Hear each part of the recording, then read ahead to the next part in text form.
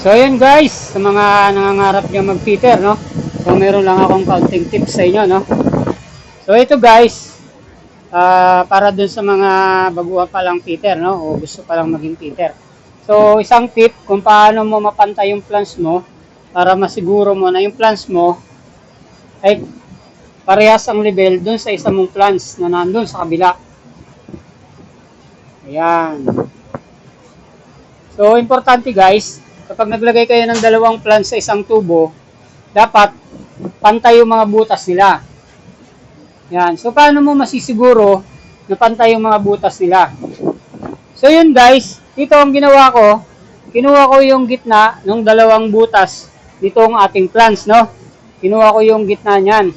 So, nung makuha ko yung gitna guys, ilagyan ko yan ng marking. Ito. Yan ang marking, no? Pinampiran ko. Pati sa baba, ilagyan ko din yan ng marking. Ito. Yan. So, kuhanin mo lang yung pagitan ng dalawang butas. Then, lagyan mo ng marking, no? Actually, dito yung banda. Sinukatan ko dito.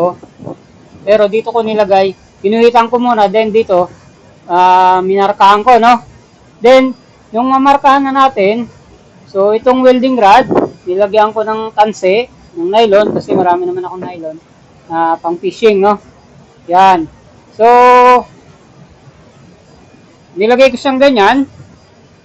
Pag sinilip mo dito, dapat nasa gitna siya ng ibabaw ng tubo mo, no? Sentrong-sentro. Yan, pupunta naman tayo dun sa kabila, no? Kasalukuyan kasi tayong bumabiyahe, no? Pupunta tayo ng China, no? Nandito tayo sa Atlantic Ocean. Dadaan tayo sa Panama para makapunta tayo sa kabilang side, sa Pacific side. So yun guys, ito na yung kabilang side, no? So ito na guys, yung kabilang side. Kanina, pinapakita ko yung kabilang plancha. Ngayon, itong isang plancha, same din yung ginawa ko dun sa isa. Kasi una kong winilding yung isa. So, sa umpisa kasi, hindi mo kailangang ipantay agad, no? Ang importante, i-welding mo muna yung isa. Pag nakapix na yung isa, itong isa, bago mo i-fix, kukunin mo muna yung sentro, yung gitna. Minarkahan ko muna yung gitna dito, no? Minarkahan ko. Hindi ko muna i-welding yan, kanina. Tapos, nung makuha ko na yung sentro ng gitna na yan, nung umpisa, itong plans, hindi ko muna winelding. Pero nilagay ko pa rin itong welding rod, no? Tapos, sinilip ko muna kung pantay yung dalawang welding rod na nilagay ko, no? Ayan. So, makikita ninyo yung dalawang welding rod na yan, dapat pantayan. Ayan, guys. Oh. So, para kayong sumisipat ng baril, no? Dapat pantayan dalawang yan. Ngayon, etong kabilang plans, dahil may marking din siya, yan, may marking. Dito may marking. So, nilagay ko rin yung welding rod natin, no? Yan.